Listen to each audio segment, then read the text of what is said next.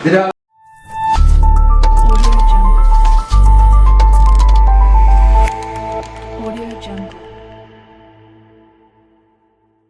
Teman-teman untuk subscribe Rizky TV.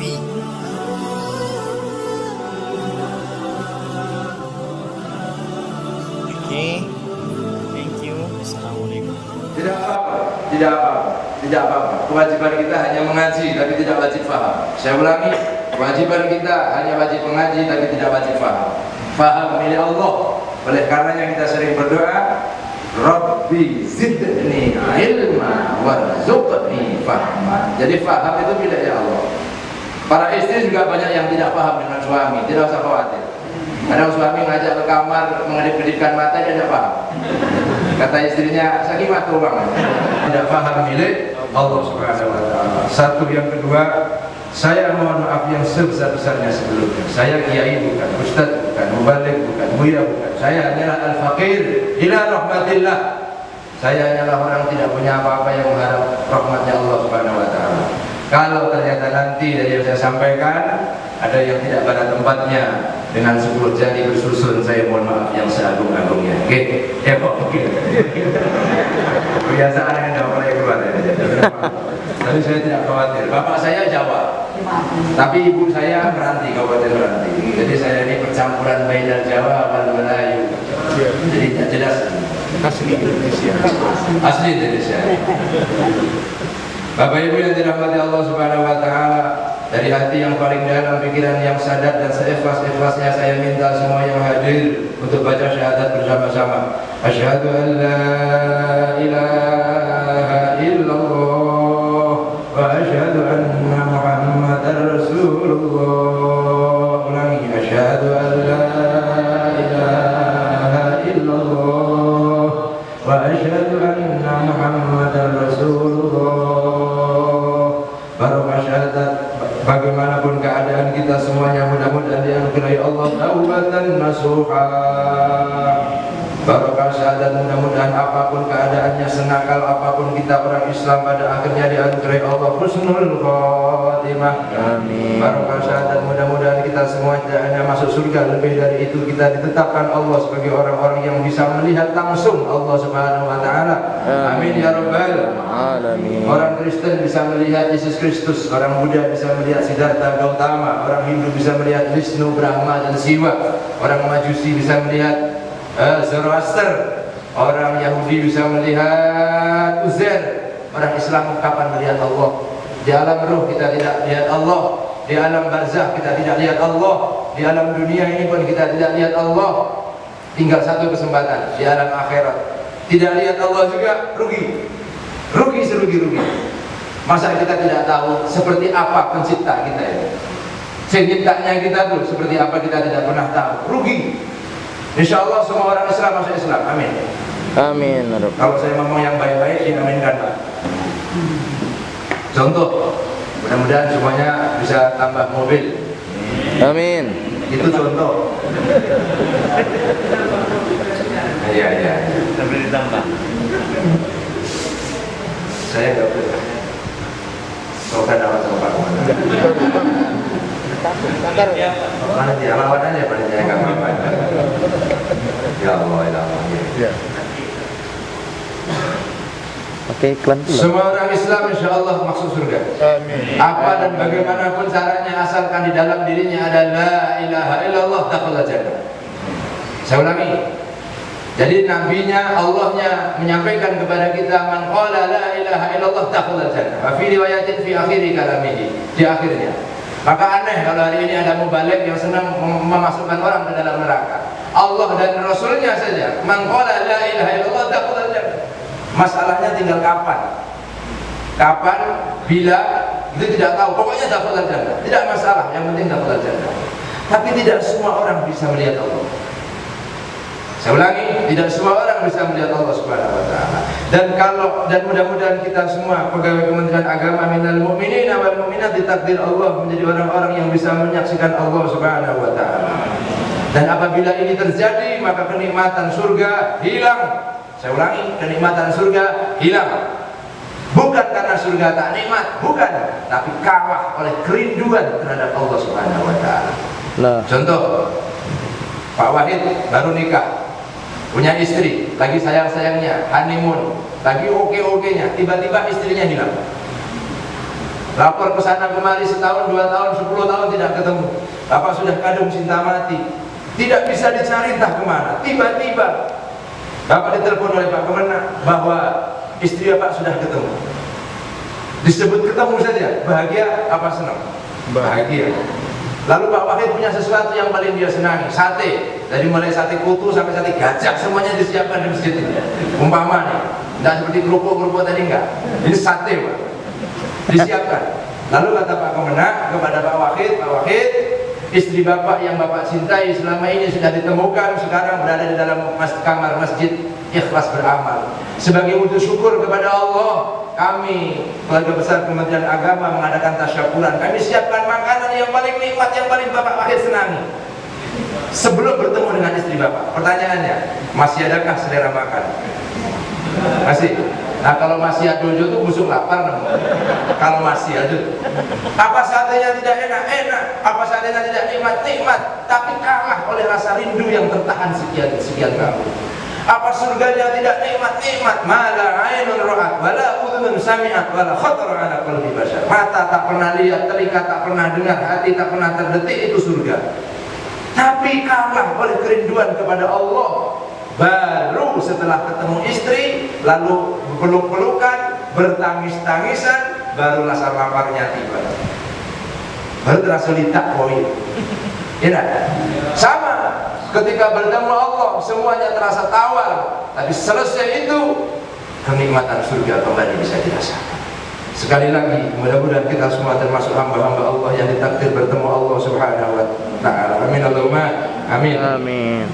Yang kedua, syukur kepada Allah Subhanahu wa taala dengan baca hamdalah bersama alhamdulillahirabbil alamin. Beri hari wa nikmah. Saya mohon maaf ngomongnya cepat dari Jumat. Ya kan? Kita sepakati Pak sampai jam berapa? Selesai.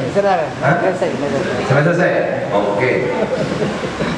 Alhamdulillahirabbil alamin. Di tengah masa pandemi kita diberi oleh Allah Subhanahu wa taala kesehatan dan keafiatan. Kita masuk di gerbang zaman di mana orang mati dibentak istri lebih nampak mulia daripada mati terkena Covid.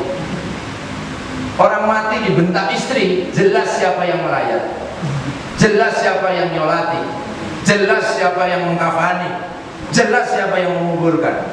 Orang terkena Covid, lihat siapa yang nyolati tak tahu, siapa yang mengurus jenazah tak tahu, siapa yang mengantar ke kubur tak tahu.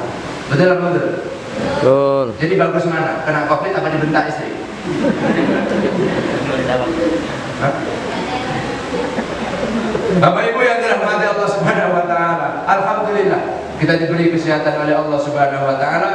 Mudah-mudahan seterusnya bangsa ini ditakdir Allah segera terbebas dari virus pandemi yang melanda negara Indonesia ini. Amin.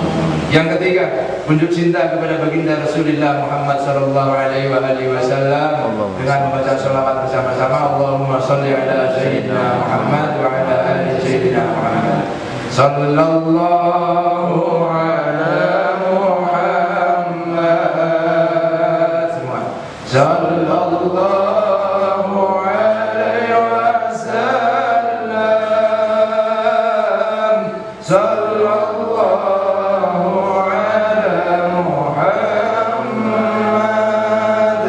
sallallahu alaihi wasallam, sallallahu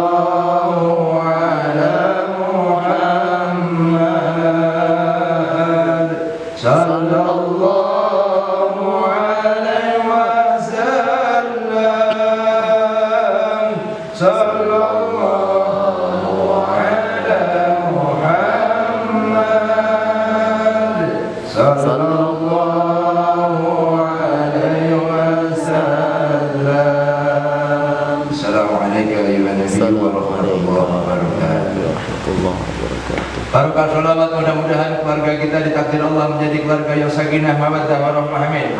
Barokah sholawat, mudah-mudahan anak-anak kita minas sholihin, amin. Barokah sholawat, mudah-mudahan yang sakit di antara kita diberi kesembuhan oleh Allah Subhanahu wa taala, amin. Barokah sholawat, mudah-mudahan yang sempit susah dilapangkan oleh Allah Subhanahu wa taala, amin.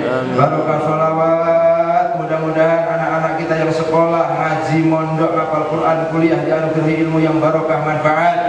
Barokah sholawat, mudah-mudahan yang punya angsuran, kreditan, utang, cicilan semuanya lunas. Amin ya Allah. Kalau tidak lunas, mudah-mudahan yang utangi lupa. Barokah sholawat, mudah-mudahan kita semua memperoleh syafaat Rasulullah sallallahu alaihi wasallam. Amin Allahumma. Amin Allahumma. Amin. Bapak Ibu yang dirahmati Allah Subhanahu wa taala, ada satu kata kunci yang oleh orang Islam itu diinginkan semuanya. Apakah dia kategori orang-orang Islam level 1, para ulama, para aulia, para pejabat, para rakyat, pangkat, derajat, semuanya ingin satu kata. Apa itu? Menjadi orang yang soleh, menjadi orang yang baik, menjadi orang yang lancak, yang elok, yang berbudi, menjadi orang yang soleh. Sampai Nabi Ibrahim saja, Khalilullah, berdoa kepada Allah yang sering kita baca ba'da salat, Rabbi habli minas sholihin. Ya Allah, anugerahkan kepada hamba anak-anak, generasi, dzurriyyah yang soleh. Sampai para nabi, Zakaria saja berdoa, Rabbi auzi'ni an ashkura ni'mataka allati an'amta alayya wa ala walidayya wa aslih li fi dzurriyyati. Ya Allah, perbaiki keturunanku. Bahkan itu pula yang kita ungkapkan setiap kita sholat dalam tahiyat awal atau tahiyat akhir. Tahiyat akhir ya. Assalamu alayna wa ala ibadillahis sholihin. Ada yang mengungkapkan dengan kata, ada yang mengungkapkan dengan simbol. Orang-orang Melayu yang melaksanakan acara pengantin, melaksanakan adat tepung tawar, itu adalah harapan kesolehan melalui simbol-simbol. Beras berwarna kuning, simbolnya kebaikan. Pandan berwarna wangi, itu simbol yang mendatangkan keharuman kebaikan. Agar ini pengantin menjadi pengantin yang soleh, solehah, keluarganya keluarga yang tenang dan tentram. Orang-orang Jawa yang tidak bisa berdoa dengan bahasa-bahasa yang fasih, mereka menggunakan ilustrasi-ilustrasi dengan pendekatan-pendekatan simbol. Orang-orang Jawa kuno dulu kalau punya anak itu mau minta Rabbana hablana minas sholihin, tidak bisa, dia tidak berdoa. Dia letakkan gambar wayang Arjuna di depan pintu rumahnya. Arjuna Wiwaha. Kalau dia tanya untuk apa? Saya ingin anakku seperti itu. Dalam bahasa agama namanya tafa'ul. Tafa'ul itu berharap kebaikan dari orang yang disebut namanya tafa'ul. Sayyidina Umar diberikan namanya Sayyidina Umar, berharap kebaikan sebagaimana baiknya Sayyidina Umar. Kan begitu. Tapi kalau realis, ini bahasa kampak artinya apa Pak? Orang yang realistis sebenarnya begitu. Oh, realistis sekali. Kalau Abdul Wahid, hamba Allah yang Maha Tunggal. Berharap namanya tafa'ul. Kalau dalam bahasa agama namanya tafa'ul. Berharap kebaikan. Maka Abdul Wahid bilang sama Pak Rialis, Pak Rialis, insya Allah bulan depan saya mau mutasi, mau pindah. Kalau kata Pak Rialis, kelamaan. Bulan ini saja langsung pindah dari Sino. Ada tanda-tanda tuh Pak. Ben dia dan bantu Pak Munjukkan. Kenapa mau bantu? Cobalah pindah. Ada tanda-tanda tuh Pak. Tapi kalau umpamanya kita bilang, Pak, saya besok mau pindah dari daerah ini, saya nggak jadi kepala Kemenak. Lalu orang-orang mengatakan, deh, kalau Bapak pindah nanti siapa yang begini? Siapa nanti kalau Bapak pindah yang memimpin Yasin? Siapa yang akan mengurusi mayat-mayat wafat ketika Bapak tidak ada? Siapa yang akan berteriak memanggil orang-orang untuk sholat ketika Bapak tidak ada? Siapa yang akan mengisi masjid itu kalau Bapak tidak ada? Itu tanda, indikator bahwa kita adalah orang ini. Halo? Kenapa jadi pada mau atau sama saya?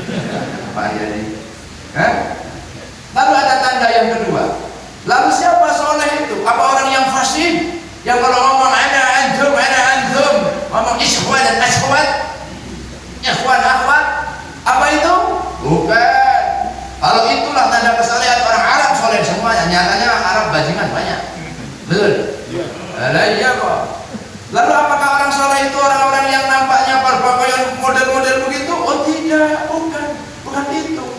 Apakah tanda kesolehan dengan nama-nama Arab? Tidak juga. Nama sebaiknya pakai bahasa Arab, itu sunnahnya, betul. Tapi apakah nama-nama yang pakai bangsa Indonesia ini tidak baik? Tidak ada masalah. Al-ismu ad-du'a, nama itu doa. Kata orang Jawa, asmo kinaryo jopo. Nama itu doa. Nama itu adalah doa.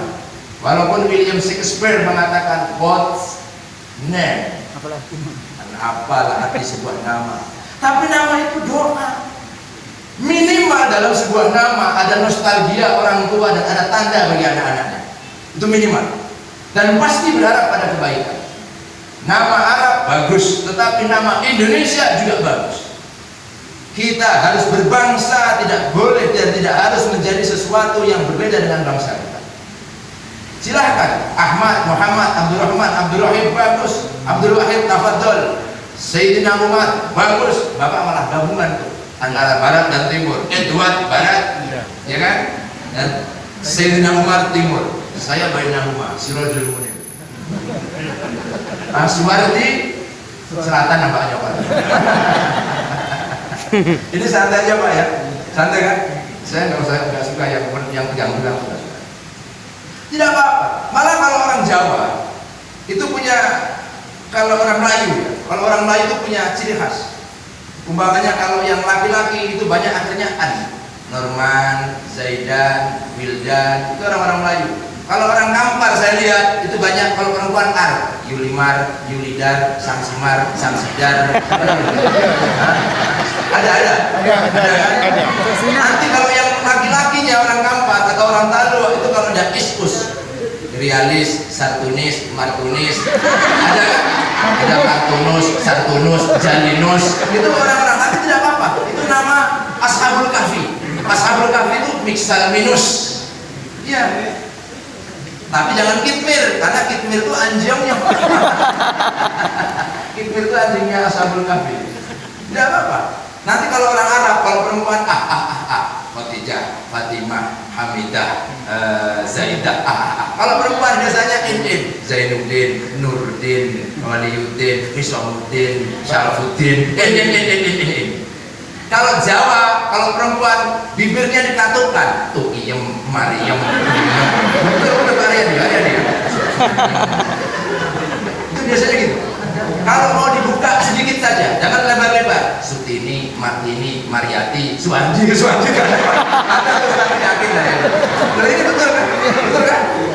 Itu nampaknya sederhana, tapi filosofinya tinggi. Wanita-wanita muslimat Jawa, kamu buka mulutmu tadi jangan kau umbar, sedikit saja.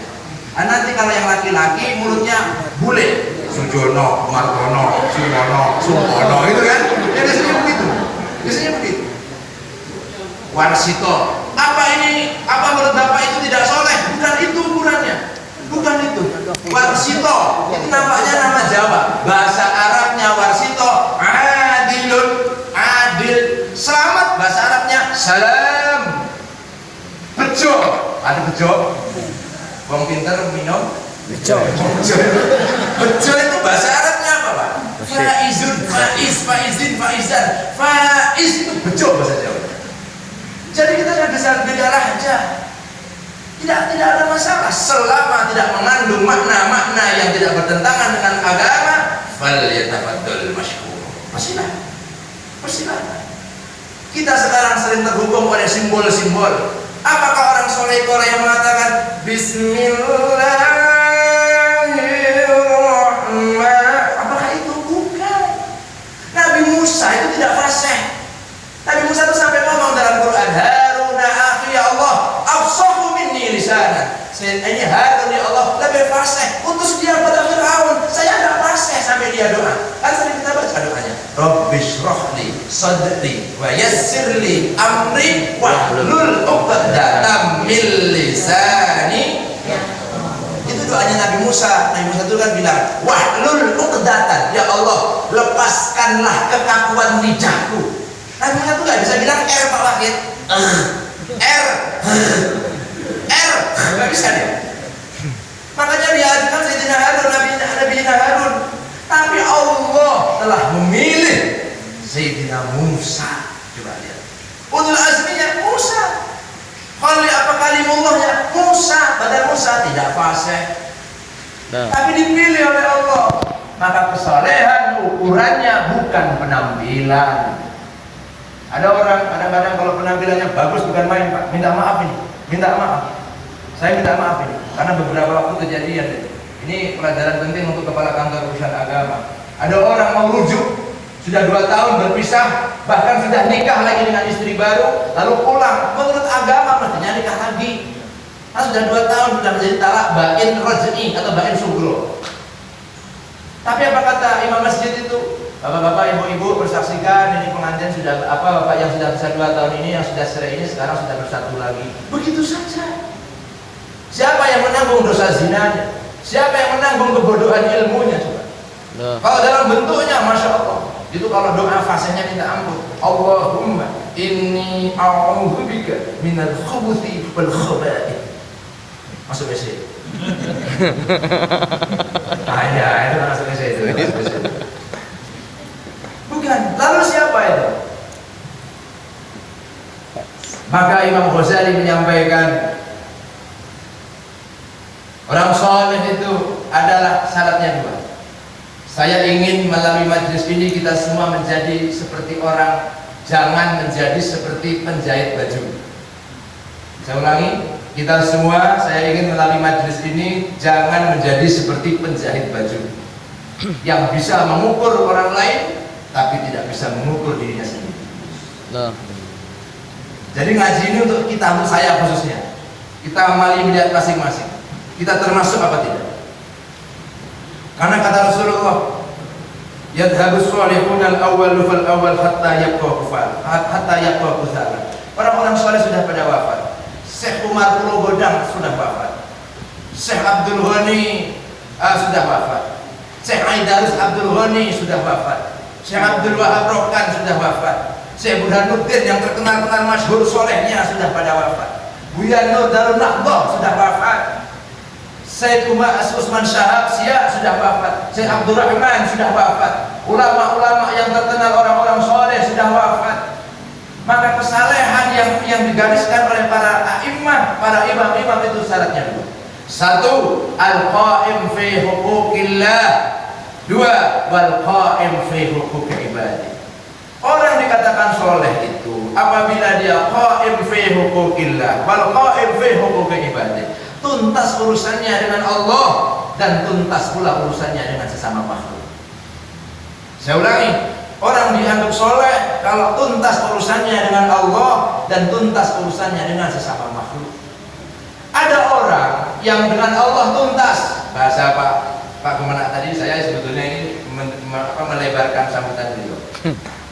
Bahasa tadi itu rajin sembahyang.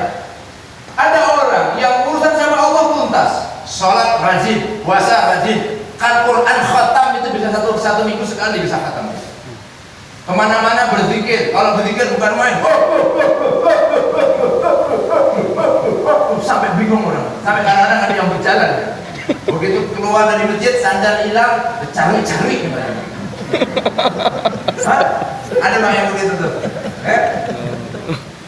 Saya ulangi, tuntas, tapi kepada manusia tidak tuntas. Dia keluar dari masjid, dia pandang orang lain dengan pandangan sebelah mata. Bahasa Pak Suwardi, underestimate. Iya, underestimate. Jadi tidak saya SC Pak, sedikit bisa aja. Memandang orang dengan pandangan rendah.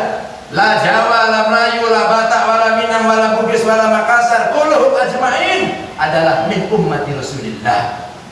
Bapak Ibu, tolong jawab dengan jujur supaya enak nih Pak Wakil.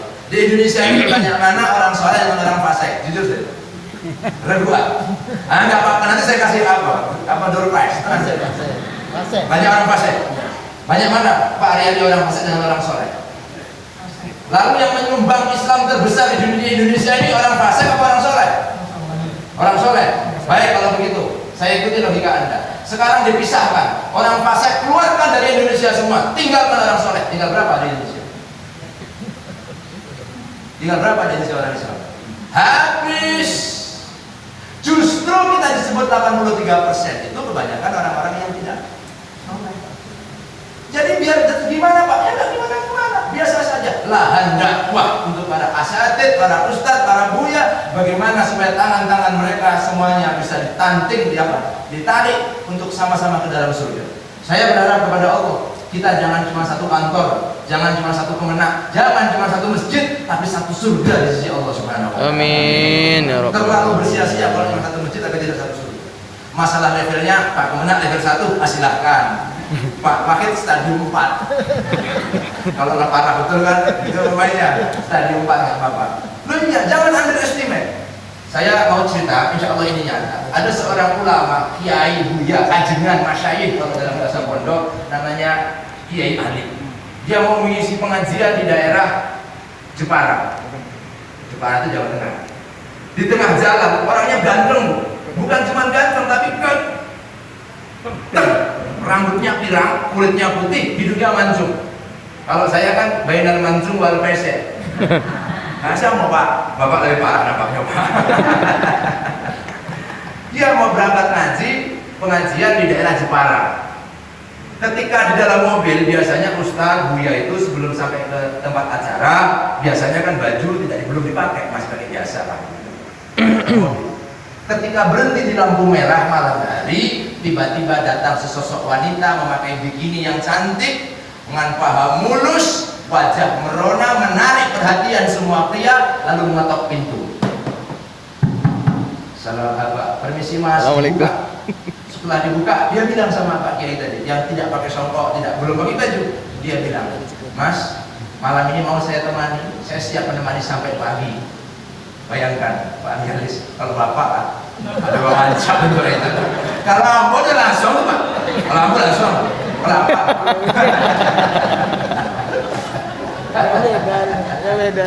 Jadi kata Kiai tadi begini, oh betul mau nemani saya? Siap, saya siap nih nemani Tuhan sampai pagi. Oke, kalau gitu saya bersedia ditemani. Masuk ke dalam mobil, pintu mobil dibuka, dia bersilahkan masuk. Begitu dia masuk ke mobil, lampu sudah hijau, berangkat ke arah Jepara. Pak Kiai tadi mulai pakai songkok karena nggak enak ada perempuan kan. Dia berdua sama supir, bertiga sama perempuan yang ambai-ambai dong.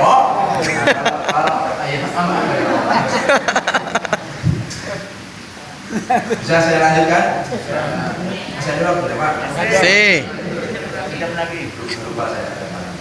Begitu dia mobil berjalan, dia mulai pakai songkok, serban belum dipakai. Takajui ambai-ambai. Astagfirullahaladzim, Pak Kiai, Pak Kiai, saya minta turun saja, saya salah mobil. Loh, katanya mau menemani saya. Saya saja siap ditemani, masa kamu nggak siap menemani saya? Tapi kan saya, atau Bapak Kiai, saya nggak, oh enggak, kamu harus menemani saya, orang saya siap bayar sampai besok pagi. Ini mau kemana? Mau pengajian. Sesampainya di Jepara, dia nggak pakai jilbab ya? Ini betul ya, sesampainya di Jepara, itu kemudian Pak Kiai itu buka pintu mobil, dia panggil ibu-ibu. Bu, sini sebentar. Ibu punya cadangan kerudung apa tidak? Untuk apa? Ini ada Bu Nyai lupa bawa kerudung. Minta baju yang agak panjang. Ibu-ibu tadi yang mendengar Pak Kiai datang, yang biasanya kalau ngaji itu tak pernah dia bawa istri. Ini bawa istri, ibu-ibunya heboh. Semua ibu-ibu dipanggil. Ibu-ibu, kita sambut istrinya Pak Kiai. Begitu keluar mobil, berebut cium tangan. Apa yang kopi mau? Aku sudah. Berebut yang mencium tangan. Alhamdulillah, tidak biasa-biasanya Pak Kiai datang ke sini bawa istri, ini bawa sama Pak Kiai. Alhamdulillah, masih muda, cantik lagi. Mantap. Betul ini Pak. Alhamdulillah, mau. Ini kan tradisi Jawa. Mau, silakan. Selesai. Singkat cerita, begitu selesai, ibu-ibu bilang, Bu Nyai, sebelum pulang, sebagai kenang-kenangan, mohon ziyadah doa, mohon tambahan doa. Bu Nyai berpikir, bingung. Coba tuh, karena itu faktor kebiasaan. Jangan lupa, yamutul ma'u ala ma'asya'alai. Orang akan mati sesuai kebiasaannya. Di Pekanbaru ada orang hafid Quran. Hafal Quran 30 juz. Bonus doa hatam Quran.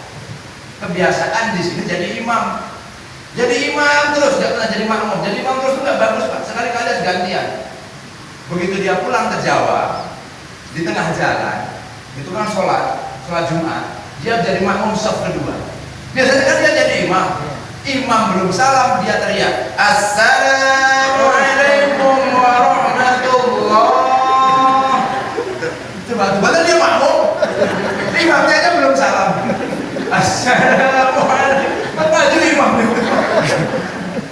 Bahaya itu kebiasaan, makanya hati-hati dengan kebiasaan. Ini tidak sama.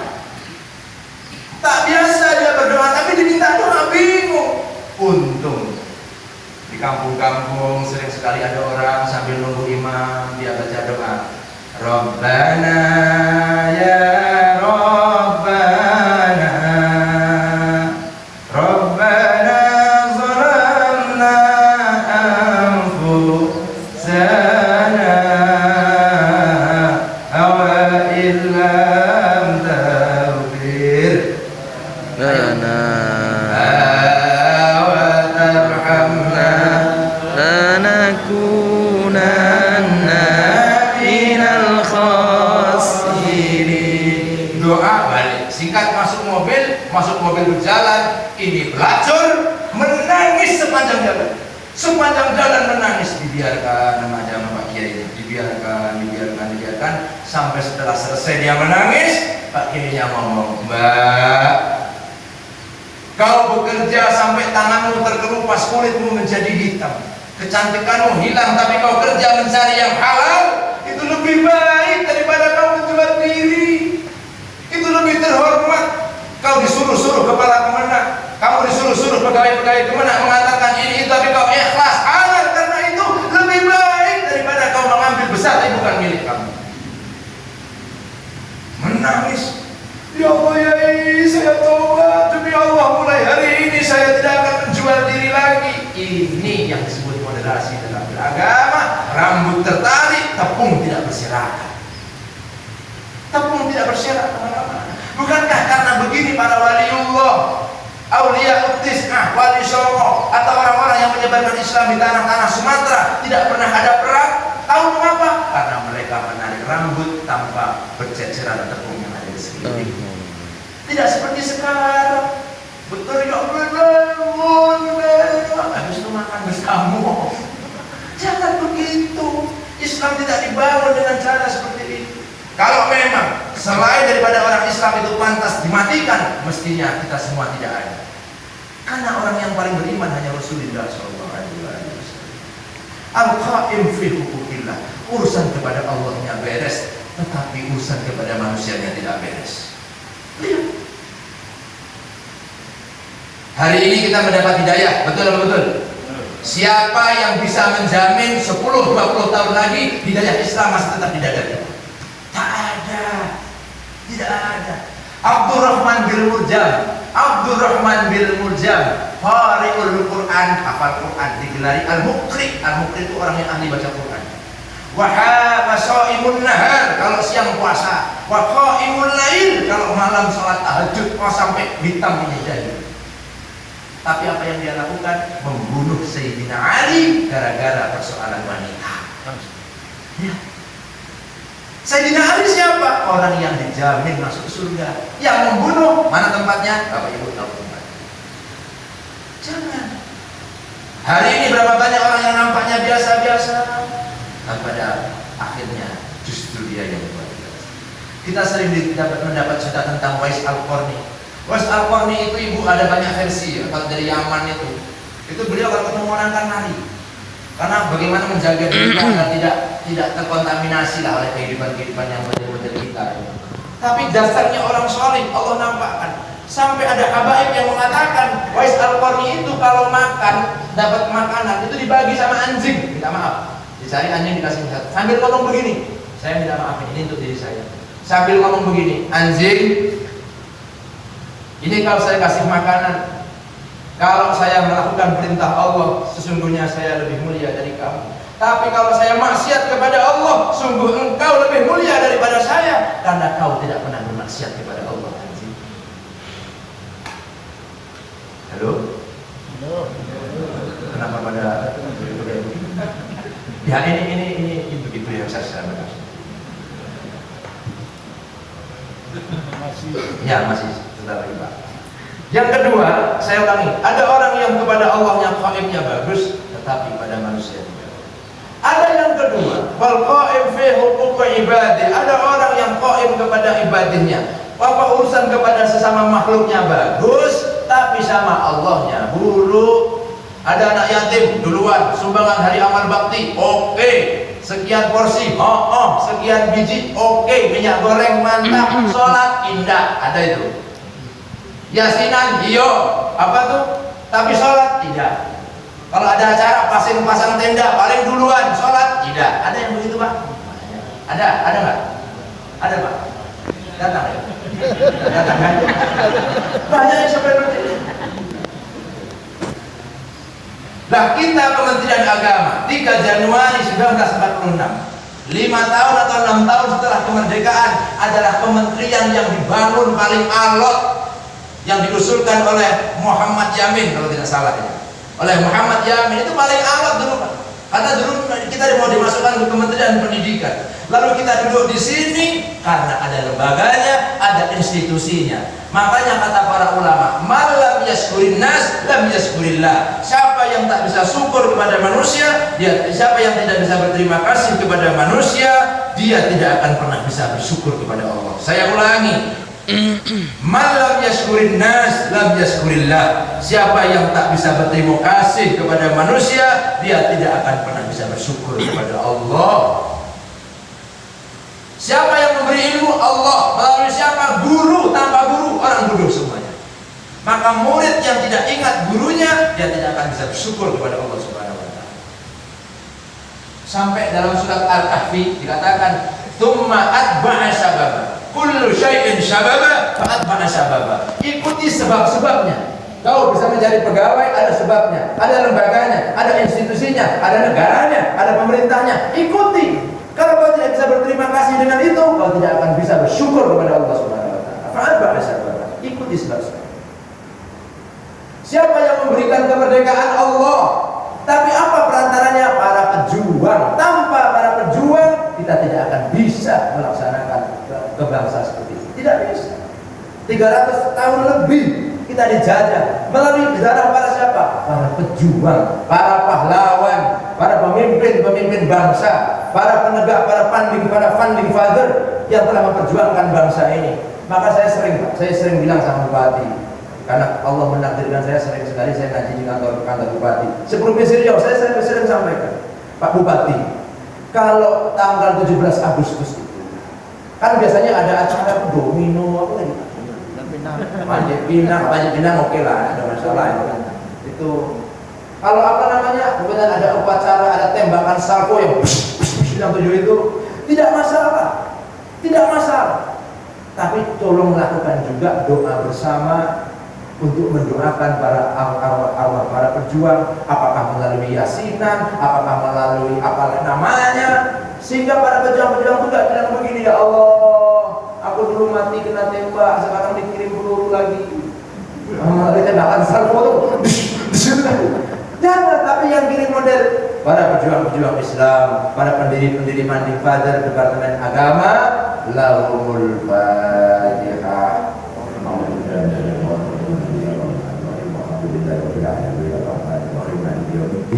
Iyyaka na'budu wa iyyaka nasta'in ihdinas siratal mustaqim siratal ladzina an'amta 'alaihim ghairil maghdubi 'alaihim waladdallin.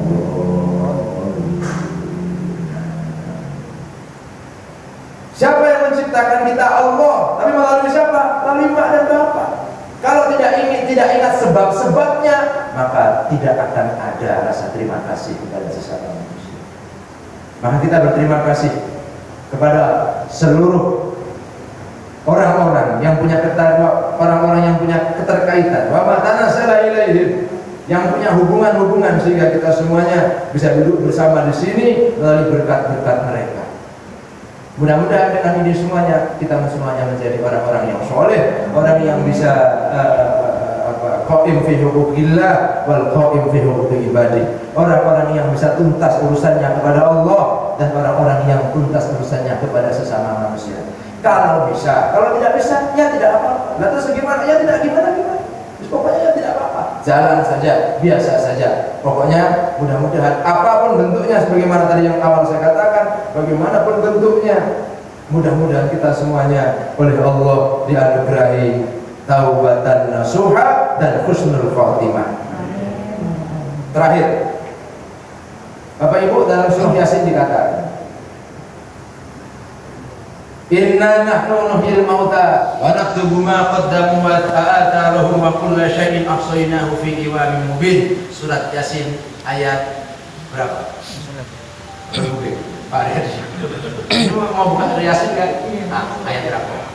Nah, pokoknya ayat itulah ayat 12. Jadi Allah membangkitkan orang wafat, lalu kemudian mencatat amal-amal solehnya. Ada satu lagi Pak Kemenak yang di sini penting untuk kita renungkan. Wa naktubu ma qaddamu wa atharahum, dan Allah akan catat bekas-bekasnya di masjid ini, di tanah ini.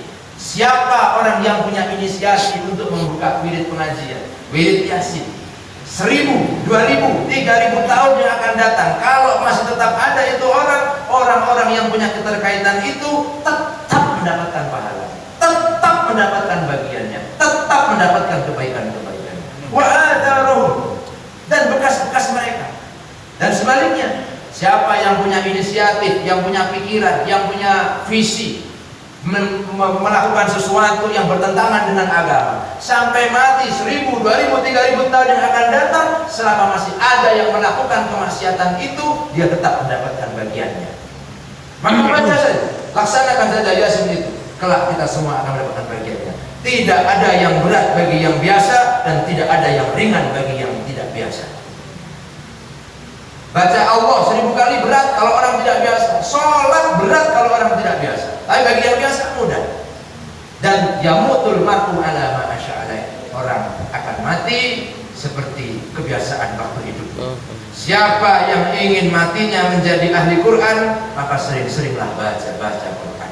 Siapa yang ingin matinya menjadi ahli sholat, maka perbanyaklah sholat.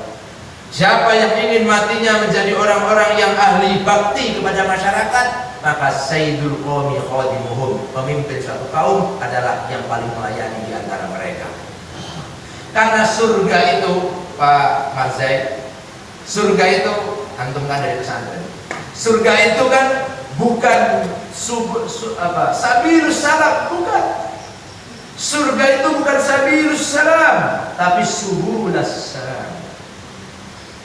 Subulas salam itu artinya surga itu adalah, kalau 10 itu bukan 5 tambah 5 saja, 6 tambah 4, 8 tambah 2, 9 tambah 1, 11 kurang 1, 12 kurang 1, 15 kurang 12 kurang 2 5, 2 tambah 7, 2 tambah 8, 3 tambah 7, hasilnya tetap 10. Itu surga. Surga itu jalannya banyak. Saya selalu bilang kepada pegawai-pegawai di daerah yang biasanya, saya sering bilang begini, para pegawai, para pejabat, kalau i'tikaf jangan lama-lama. Kenapa? Karena i'tikaf itu sunat, melayani orang wajib. Dan Pak, Bapak kalau mau protes dalam hati saja, supaya saya nggak dengar. Nah, ini betul. Bapak, kita kan jadi sumpah jabatan, ya Bapak. Melayani umat wajib, i'tikaf sunnah, sholat duha sunnah. Apa tidak boleh? Silakan, tapi jangan lama-lama.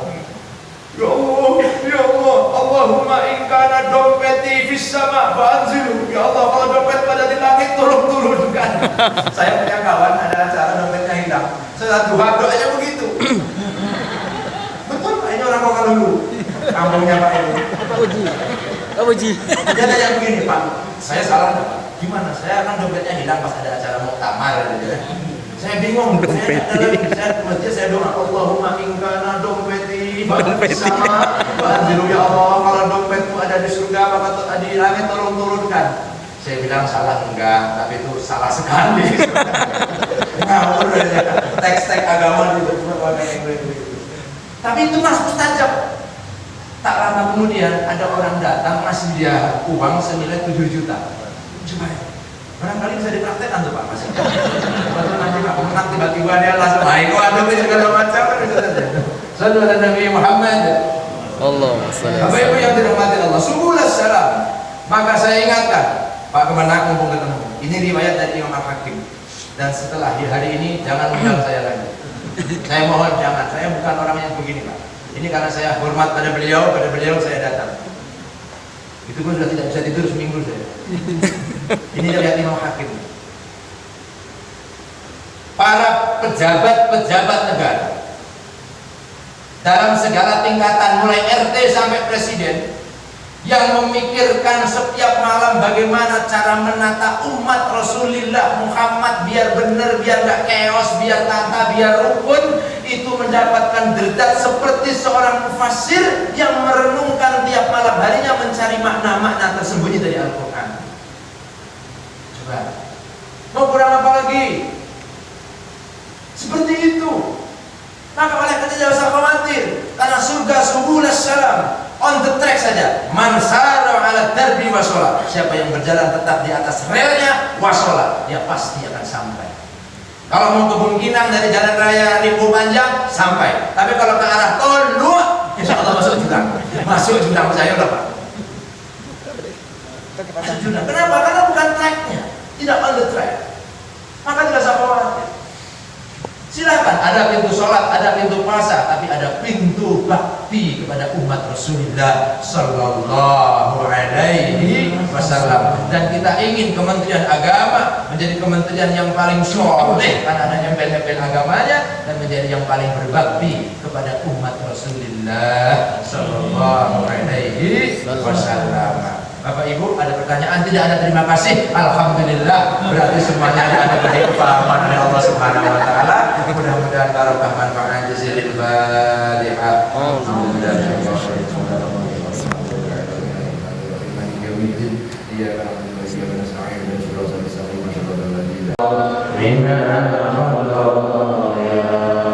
Rabbi zidni ilman